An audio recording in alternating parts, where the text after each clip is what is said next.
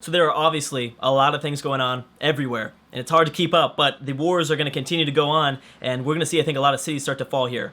I mean, if we just look at the minimap, it is already just insane. Obviously, Eastern Asia isn't as insane, but things in North America, South America, obviously Europe and Africa, I mean, it's all over the place right now. It's crazy. So like I said, we have a few wars that are still happening, still going on. I don't think anything is going to come from those wars. Man, Canada's going to look good. Canada is looking good again, which, keep in mind, Canada was very, very close to winning the previous world battle that we had before. Obviously, that wasn't with 62 civs, 61 civs, and that wasn't on this giant Earth map, and that wasn't with all these mods, but still, Canada's looking really, really good. Really, really good. However, we don't know, because here's the thing. Canada is now kind of doing what Washington did wrong all these previous times in North America. Canada is really expansive, and they're probably making Washington mad.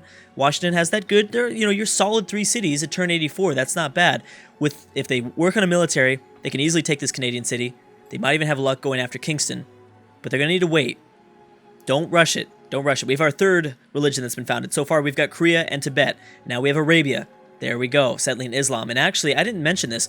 The Arabian Peninsula is much, much larger than we've ever had in the past. And this whole region is empty. Obviously, it's a lot of desert, but it's if Arabia wants to, they can easily colonize all of this really quick. Why is Russia declaring war again on the Dutch? Did the Dutch settle something dumb that made them mad? I have no idea. That was interesting. Why did they do that? Well, either way, the Dutch will be fine in this war, I believe. And I think Rome has gotten out of all of the other... I think they've gotten out of all the other wars, which means that I think Rome could be the dominant power in Europe so far. Who knows? Greece is also doing really well, but they're at war with Byzantium. They need help from the Ottomans to also attack Constantinople, though. Now we have Ethiopia getting Eastern Orthodox. And Kimberley. Wow. That came out of nowhere. Getting the Jewish faith. There you go, Judaism. Now that's going to be interesting because, the Dutch and the Germans. And you know what? Rotterdam is not as protected, although there's a lot of rough terrain here. Something to keep in mind. The Shoshone declaring war on California. Yep, I mean, the Shoshone really got a good number on California very early on in this campaign. Reformation, I'm guessing that's already been by... I don't know who that is. But let's check in on... I think those 2 wars, Germany and the Dutch, and the Shoshone and California, might lead to some interesting things. What is this? The Chinook and the Sioux. Oh, that also might kind of lead to some interesting results. California really spamming those settlers. They've got 3 of them out there. So even if they lose Sacramento here, looks like they're going to survive.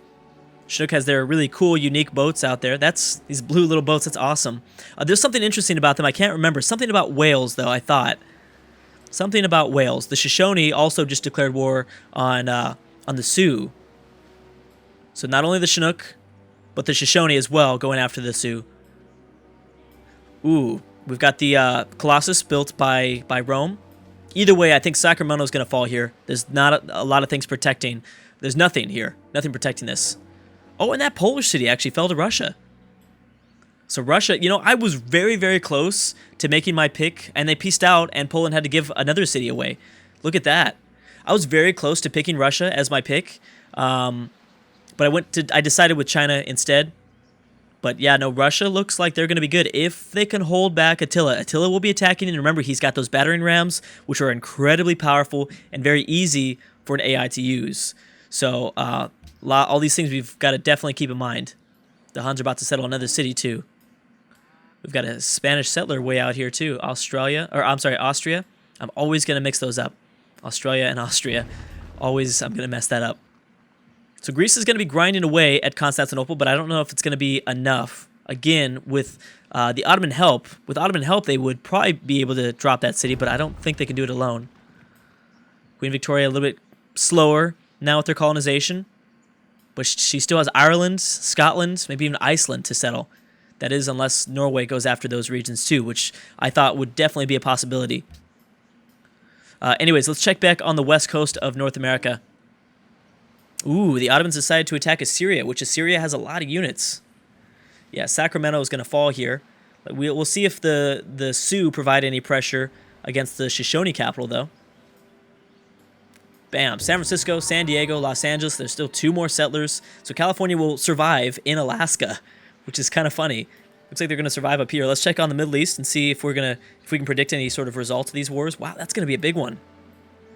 I think the biggest benefit in the region, I think the country that's going to benefit the most from this conflict is actually going to be Babylon, because they're just going to blow each other's military up. They're both very powerful.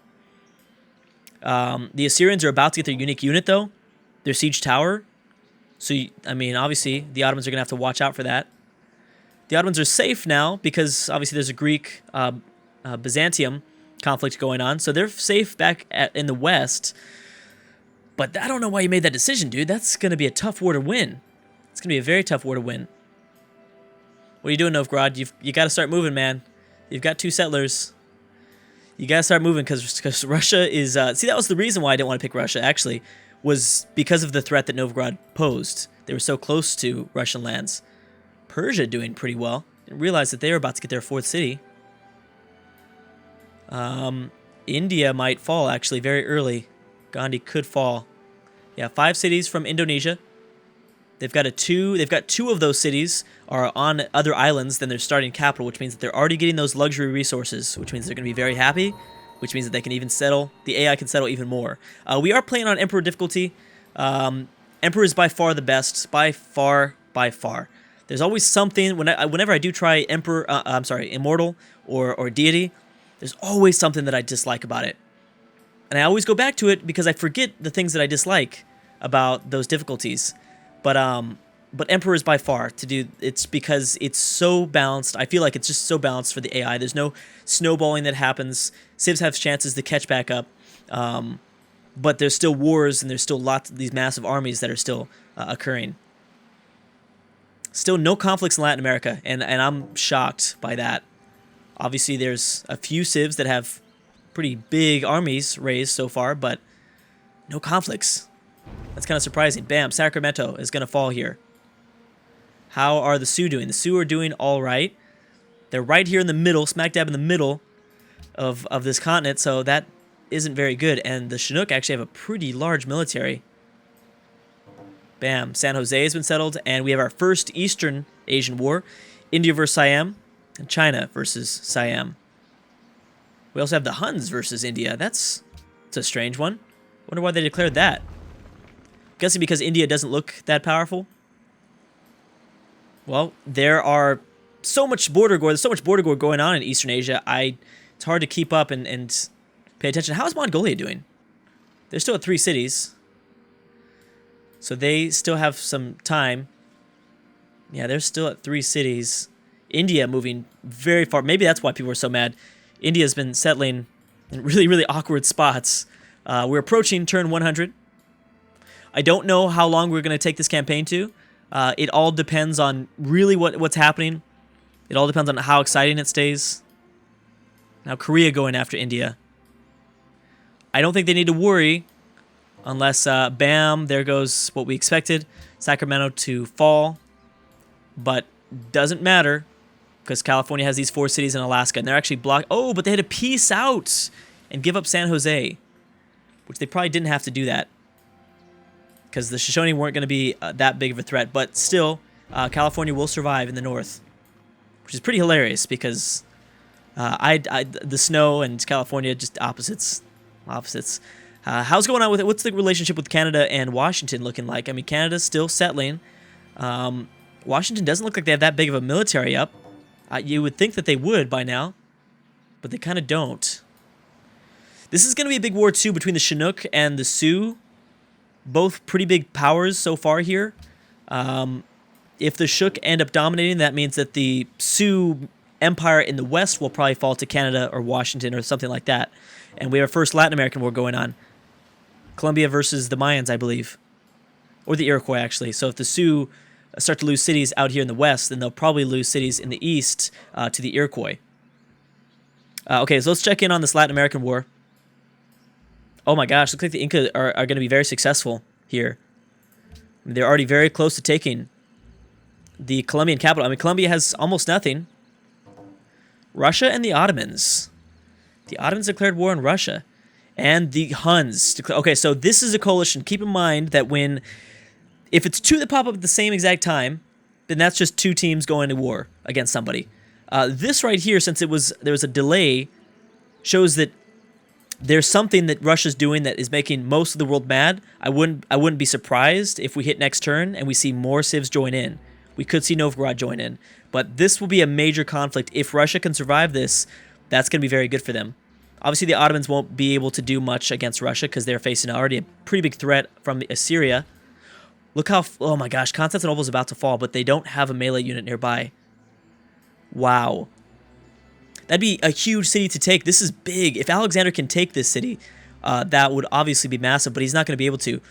This Greek archer is going to get killed very soon, and slowly it's going to regain strength. So Byzantium, I believe, is going to survive. Nothing resulted from the from the German-Dutch War. No results at all there. The Vandals were not able to take over Gades from Carthage. Morocco settling another city. No wars in sub-Saharan Africa just yet. Obviously, Ethiopia was not able to do much damage against Arabia. And Egypt's still looking for a place to settle. They still need to get up a military. Turn 100 it is. And I'll be checking like demographics and things like that. I'll probably check those after turn 150.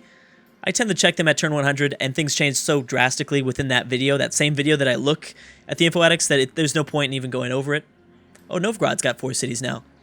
That's good for them. We'll see. Oh, they have no army, though. I don't think they can really go to war with the Huns at the moment. I don't think they can keep up. Okay, Queen Victoria, don't stop there, man. You need to keep settling. Great Britain. The Vandals in Carthage have peaced out. Let's check on what's going on in North America.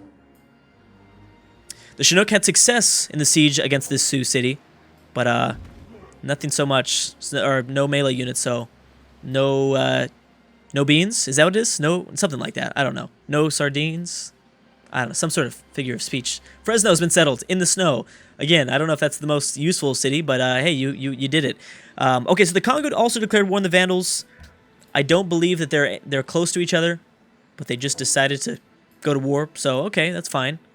It looks like there's a war or a conflict brewing here in South Africa, the Boer and the Zulu. Bam, just like that. That's big. We've got Colombia losing their capital. What is this? The Vandals and Songhai. I don't think anything's going to happen from that either. But clearly the Vandals lost a lot of military units in their war for Carthage. Okay, so how are the Inca looking? The Inca are looking good. Obviously cutting Colombia off from their capital, as well as now they have access to Central America and mainly the Caribbean, which is a lot of islands, a lot of places to settle out here. That will be pretty big. We've got... Oh, there it is, the peace deal. Now, did they peace out for any cities? Nope. No peace deals for any cities. Moscow is on the verge of collapsing here. That's huge. And this is Attila doing this without his battering rams. He has his horse archers, and that's it.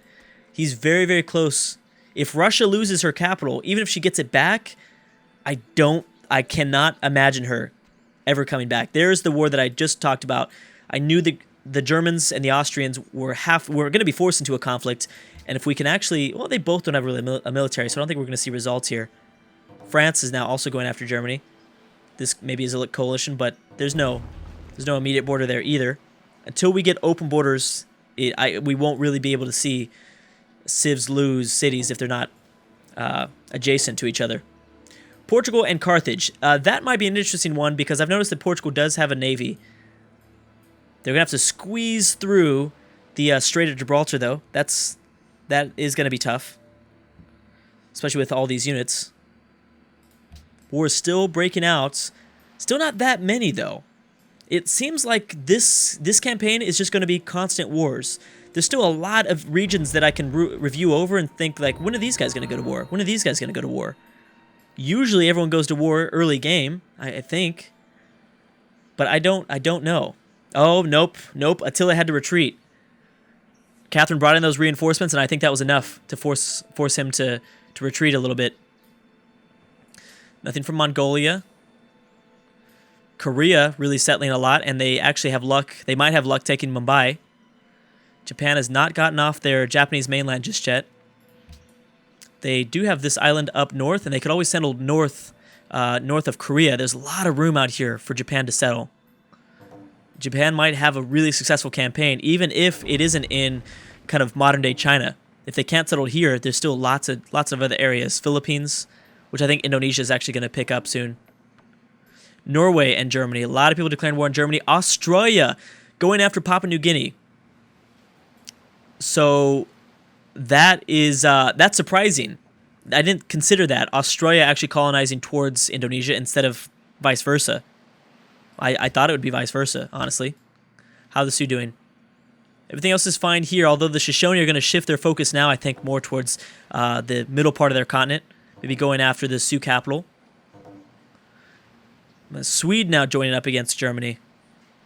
Still no big results, though. I don't believe that any of those wars, because luckily for Bismarck, no one that's near him is really that powerful. No one really has that big of a military. Sweden has no navy. Norway's not going to come over here.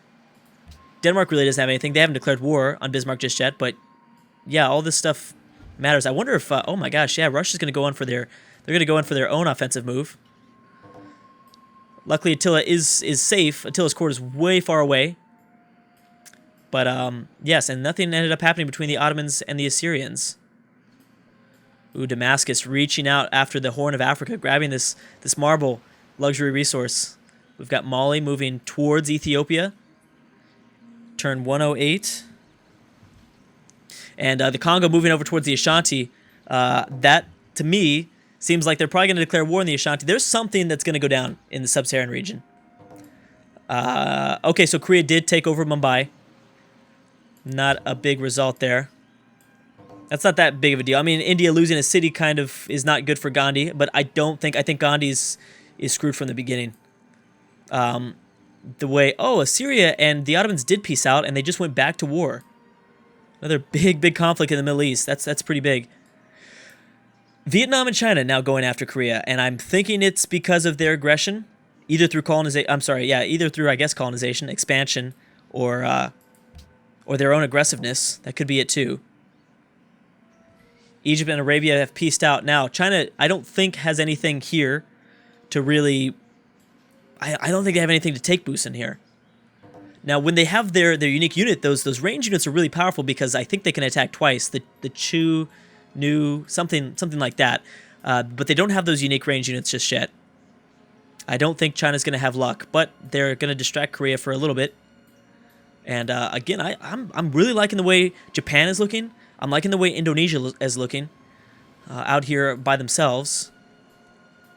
Songhai and Mali. Okay, well, that's Mali declaring war on Songhai, which Songhai never ended up getting that second city, I don't think, which is bad. Oh my gosh, they're already... Because Songhai launched that attack against the Vandals. Wow, they've left their capital completely undefended. Wow. That's not good, Songhai, because you might just get wiped out here. Although Mali needs to worry about Congo and whatever the Congo are doing. And Russia had enough. They had enough units to take over the Huns, the first Hunnic city. Lots of things going on here. Thank you guys so much for watching, and I will see you guys next time.